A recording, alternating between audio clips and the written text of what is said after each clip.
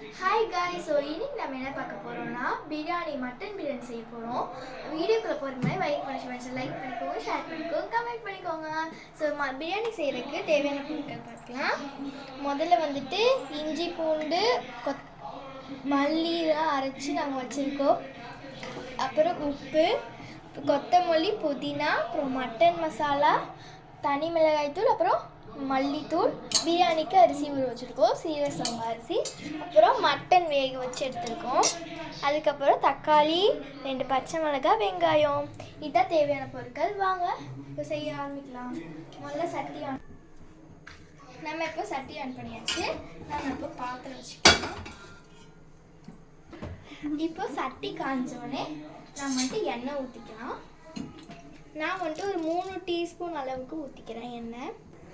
இப்போ எல்லா ஸ்பைசஸ் அளவு போட்டுக்கலாம்.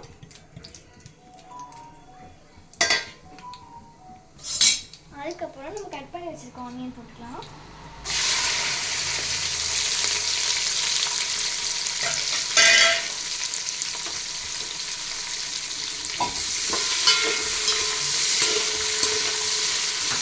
நெக்ஸ்ட்டு நம்ம தேவையான அளவு உப்பு போட்டுக்கலாம். 2 பச்சை மிளகாய் போட்டுக்கலாம். இது நல்லா பொன்னிறமாக ஆகிற வரைக்கும் வெயிட் பண்ணணும். இப்போ கிறிஸ்பி ஆயிடுச்சு. இப்போ நம்ம வந்து 3 தக்காளி அரைச்சி வச்சுருக்கோம். அது தக்காளி வந்துட்டு போட்டுக்கலாம். இப்போ நம்ம எல்லா மசாலாவையும் போட்டுக்கலாம்.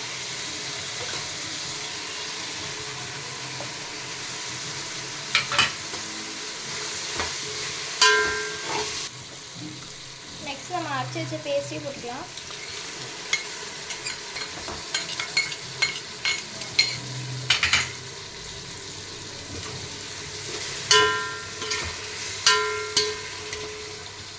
மல்லியும் புதினாவையும் போட்டுக்கலாம்.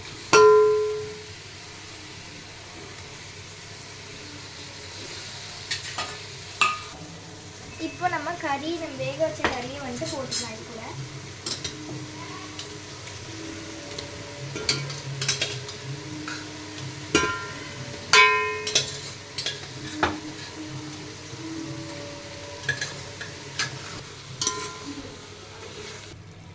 அப்புறம் தயிர் ஊற்றிக்கலாம்.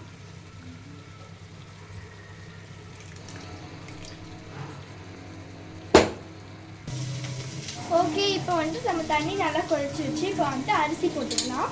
3 வச்ச அரிசி.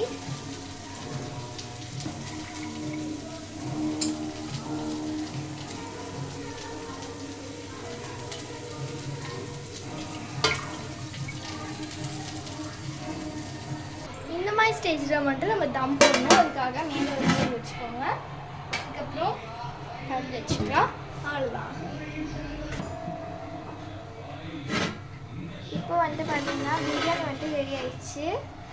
அப்புறம் மட்டன் குழம்பும் ரெடி ஆயிடுச்சு.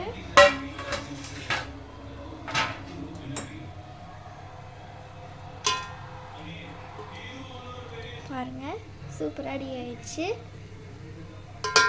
இந்த வீடியோ பிடிச்சிருந்துச்சுன்னா லைக் பண்ணிக்கோங்க, ஷேர் பண்ணிக்கோங்க, கமெண்ட் பண்ணிக்கோங்க. பாய்.